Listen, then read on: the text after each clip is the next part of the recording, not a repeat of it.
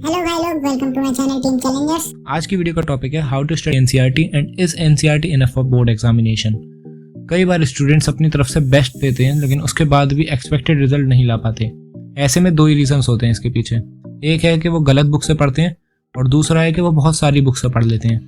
तो बच्चे 10th class में जब आते हैं तो बहुत ज़्यादा एक्साइटेड होते हैं क्योंकि वो फर्स्ट टाइम बोर्ड्स देने वाले हैं, तो उनके मन में कई सारी ख्याल पुलाव बन रहे होते हैं। ये ऑब्वियस सी बात है। तो वो कई सारी गलतियां भी कर लेते हैं, जैसे कई बार क्वालिटी कंटेंट की जगह वो क्वांटिटी पे फोकस करते हैं, जैसे कई सारी किताबें ले आएंगे बेफालतू किसी और फिर कवर नहीं कर पाते। और करे भी क्या, एनसीईआरटी तो समझ भी नहीं आती एक बारी में। लेकिन एनसीईआरटी पढ़नी भी जरूरी है क्योंकि सारे टॉपर्स और टीचर्स तो यही कहते हैं कि एनसीईआरटी पढ़ो, बल्कि चाट लो उसको अच्छे से। तो आज हम यही जानेंगे कि एनसीईआरटी को कैसे पढ़ना है और कौन सी बुक्स से हम पढ़ सकते हैं एनसीईआरटी को छोड़कर भी। तो कॉपी पेन लेकर बैठ जाओ और नोट करना शुरू कर दो ये कुछ इंपॉर्टेंट पॉइंट्स। सबसे पहले स्कूल में या यूट्यूब से चैप्टर समझो, जब तक चैप्टर फिनिश ना हो जाए तब तक एनसीईआरटी मत खोलना, ठीक है। ये साइंस के लिए है। मैथ्स को तो तुम्हें एनसीईआरटी से ही पढ़ना है और एसएसटी वगैरह भी एनसीईआरटी से पढ़नी है। साइंस में सबसे पहले चैप्टर को अच्छे से समझ लो, उसके बाद सेकंड स्टेप है कि तुम अब उस एनसीईआरटी को उठाओ और फिर रीड करना शुरू करो, हाईलाइट वगैरह करो। क्योंकि पहली बार में एनसीईआरटी पढ़ोगे तो फिर समझ नहीं आएगी, लेकिन एक बार पहले से चैप्टर समझ चुके होगे, नोट्स बना चुके होगे, फिर जब एनसीईआरटी पढ़ोगे तो वो समझ आने लग जाएगी और बहुत अच्छे से आएगी। हर संडे रिवीजन करो, क्वेश्चंस को प्रैक्टिस करो और सिर्फ यही करना, कुछ एक्स्ट्रा चीज़ें मत करना। क्वेश्चंस वगैरह तुम पीडब्ल्यू से कर सकते हो, वेदांतु से कर सकते हो, अड्डा 247 से भी कर सकते हो, ठीक है। क्योंकि ये सब कुछ ट्रस्टेड यूट्यूब चैनल्स हैं जिससे मैं भी पढ़ा था और कई सारे अच्छे बच्चे पढ़ते हैं, ठीक है। ये तो रही एनसीईआरटी पढ़ने का तरीका। अब आते हैं second half of the video पे। तो which books we should prefer for 10th boards with NCERT, ठीक है।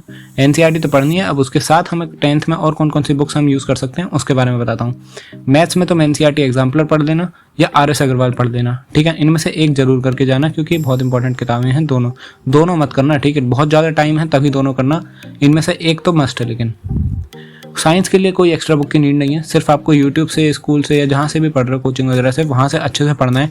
फिर एनसीईआरटी से रिवाइज करते रहना है और एग्जाम टाइम से पहले एडुकार्ड के सैम्पल पेपर्स कर लेना।